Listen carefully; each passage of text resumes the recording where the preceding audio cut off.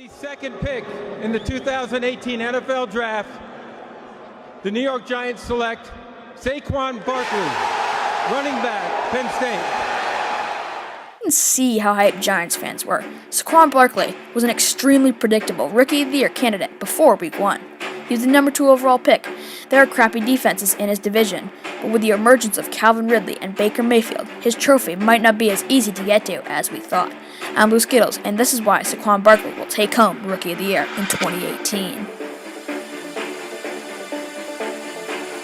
First of all, his situation.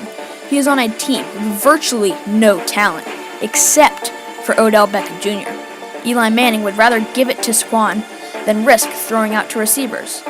That means he will get the ball a lot. That maximizes his opportunities to gain yards and score touchdowns, something that will boost his campaign for Rookie of the Year.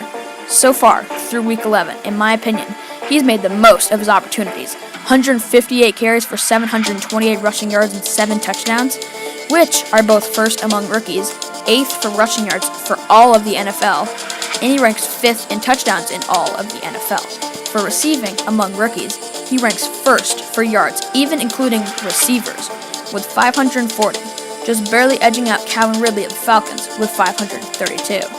And he ranks 4th in touchdowns with 3 of them. He has shown he can dominate defenses and make them pay for not watching enough film. Clearly, he can take advantage of his opportunities, which he gets a lot of, and stats are a big part in deciding who wins each yearly award.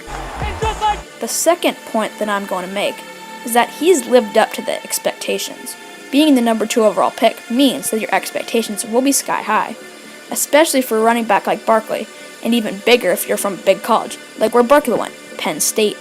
You'd be surprised how many rookies have failed these expectations, such as notorious names as Jamarcus Russell, Trent Richardson, and company, who had been the former number 1 pick and number 3 pick. They never lived up to the hype. Saquon Barkley's expectations were so big before the season that absolutely no one thought he was going to be able to live up to the hype. This is the same case with Reggie Bush. He was also the number 2 overall pick. He never even got one 1,000-yard season, and only then, he only eclipsed it by 6 yards. 6 of the 11 seasons Bush had in the NFL, he had under 4 yards per carry. That's 66% of his seasons. He averaged just under 3.8 yards per carry in his career, including an absolutely awful 2016 season with the Buffalo Bills, in which he rushed 12 times for -3 yards, and a long of single yard. Saquon Barkley has definitely met these large expectations, and in the coming games, I think he will undoubtedly exceed them, especially because of the bad defenses he plays.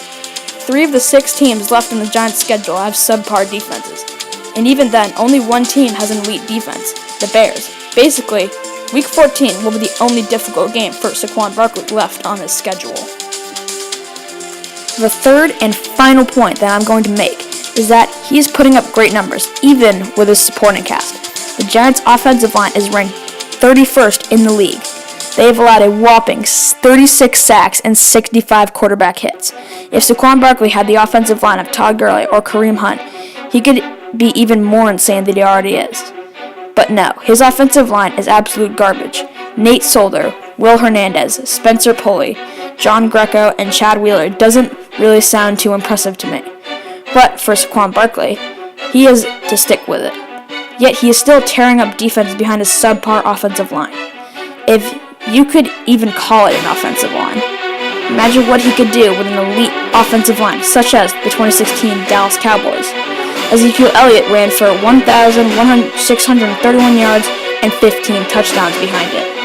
Barkley is on pace for 1,164 yards and 10 touchdowns with his offensive line. If Saquon Barkley has that kind of offensive line, he would only add to his case of Rookie of the Year. And I think that Saquon has the potential to be one of the best Rookie of the Years ever. They'll give it to Barkley this time, and